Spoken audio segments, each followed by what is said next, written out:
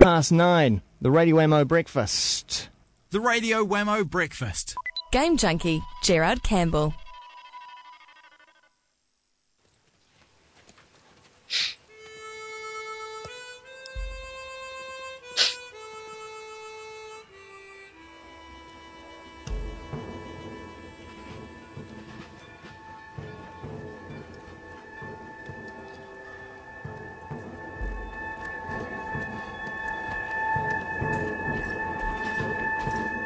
My name's John Marston. What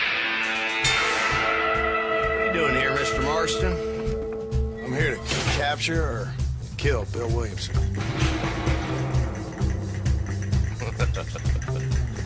Okay. I rode in the gang. We robbed trains, banks, held people ransom. We killed people we didn't like. The game is Red Dead Redemption. It's the brand new one from Rockstar Games, the chaps behind the Grand Theft Auto series.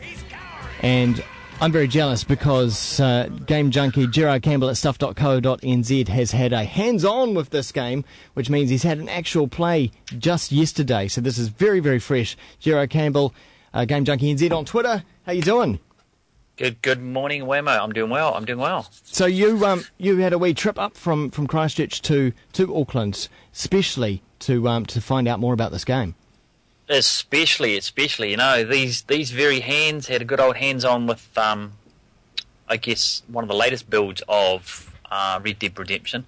We've talked about this before, but the last couple of times that I've seen it, it's been a very controlled, hands-off session. You know, you've had a Rockstar employee who's guided the character through the game, and you've had no actual hands-on time, so you haven't really been able to get an impression of how the controls work, how it plays. But yesterday was, it was an hour-long session that was, hands-on. So I got a chance to try the controls and to do a couple of the missions, and I'm really looking forward to this one. You know, it's a I've said before that, many people think that it's perhaps, a Grand Theft Auto but bigger, but it's a lot more complex than that. It is an open world game, but what does that mean, by the way, open world?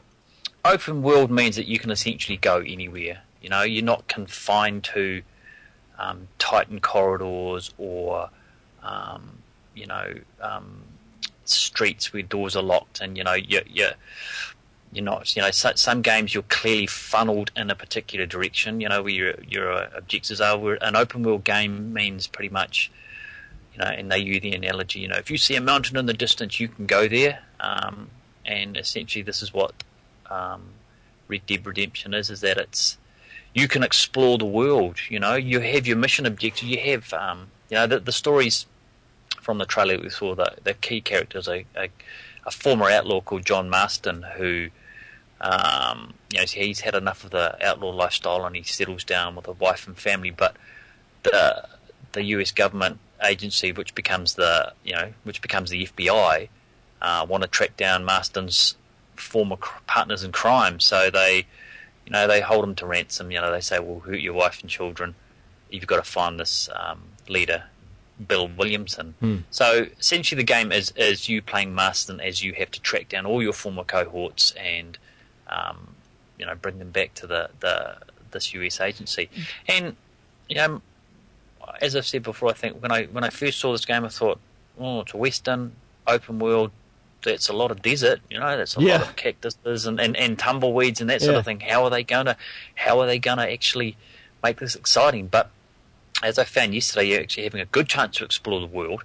You can do things like take pot shots at rabbits, and that'll you can skin the rabbits for the fur, and you can take the fur into town and you can sell that for money. You can, if you use a rifle and you shoot down a bird like I did yesterday just out of the sky, that opens up sort of sharpshooter challenges. And you'll also come into Rockstar say that all these events are going to be random, so essentially I take from that if you played the game and I played the game, you'll come up with different events. We came across yesterday wondering if there's a guy at a campfire in the distance who had a woman tied up as his prisoner, so I had to kill him, free her. She gave me thanks, rah, rah, rah. So there's a lot of little things that I think, that keep this world alive. And yesterday I got a chance to use the cover system, which I guess is very similar to what some of these games like Gears of War 3 and Uncharted 2 and Splinter Cell Conviction are doing, that you can move from cover to cover, you can hide behind cover, you can jump over cover, and that works really well. But something else I had to try with yesterday is and this was in the first Red Dead game, is something called Dead-Eye mode, which is when you've killed a set number of bad guys or done enough kills.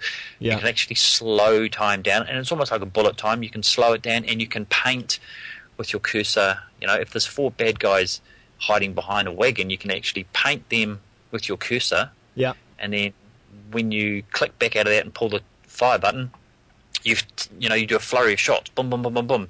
So that adds a nice element to it as well. But the missions that I saw yesterday, there was one that you had to save an old farmer's daughter who was being held captive by a whole lot of bandits, and I was quite chuffed with the fact that I was told yesterday I was the only media person who actually managed to save the girl. All the others, it was brilliant. I just you go into the room and bang, shoot the guy. Every other people seemed to sort of wait a little bit while the bad guy talked, and then it was too late.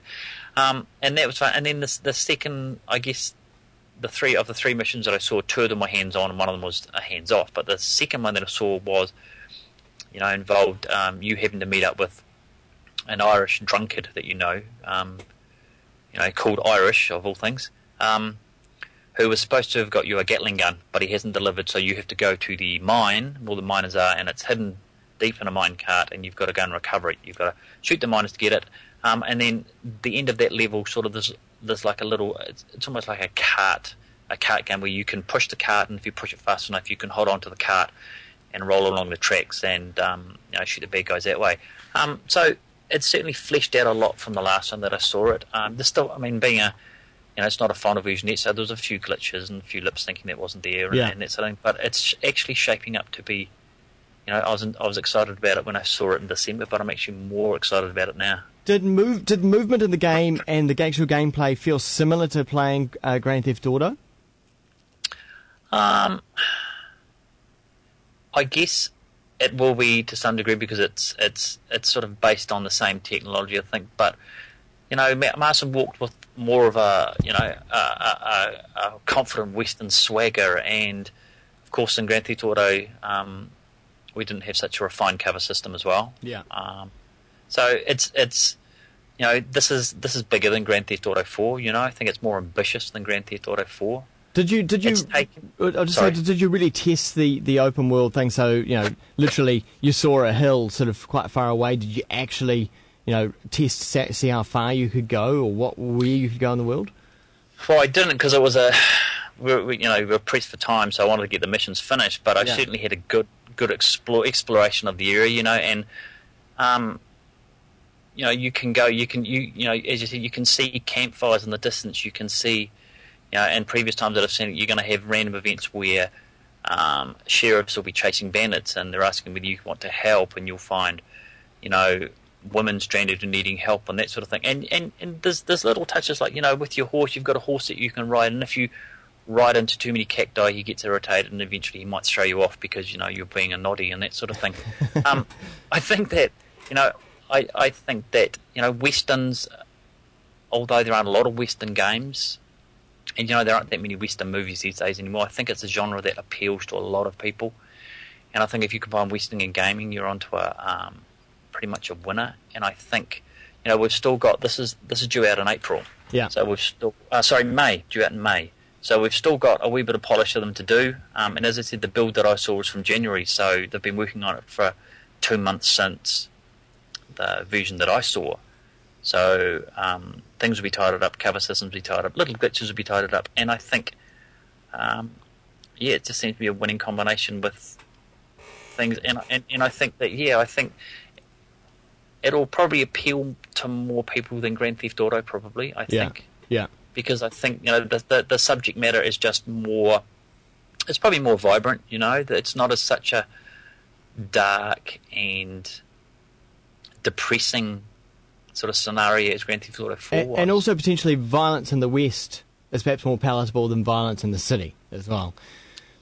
Yeah, I know, because I mean, you're doing things that cowboys would have done, and and as you said, it's more palatable because the people that you're taking down are bandits or varmints. They're not Joe Citizen walking, carrying his groceries and that sort of thing. Yeah.